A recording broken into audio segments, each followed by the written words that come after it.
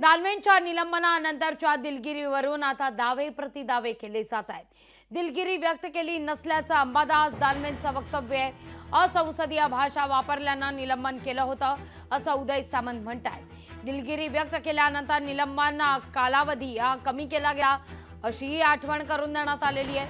पक्षप्रमुखांनी दिलगिरी व्यक्त केल्याची आठवण करून दिली आहे। मात्र आता दिलगिरी व्यक्त केली नसल्याचा गैरसमज पसरवला जातोय माझ्याबद्दल असं देखील दानवे म्हणतायत।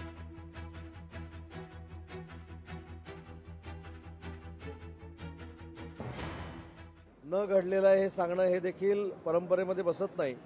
माननीय अंबादास दानवेंच्या विरोधात आक्षेप घेण्यासाठी मी हे बोलत नाही, परंतु सर्वसामान्य सदस्य जरी असला त्याने सभागृहामध्ये जे पत्र लिहून दिलेलं आहे त्या पत्राच्या विरोधात येऊन मी तसं पत्र दिलंच नाही हे सांगणं देखील प्रथा परंपरेला धरून नाही।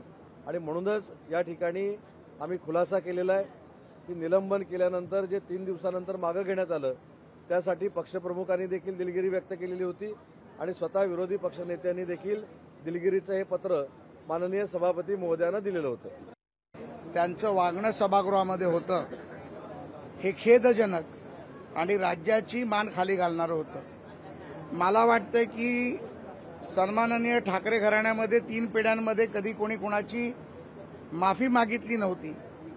अंबादास दानवे यांच्या कृत्यामुळे सन्माननीय उद्धव ठाकरे यांना माफी मागावी लागली।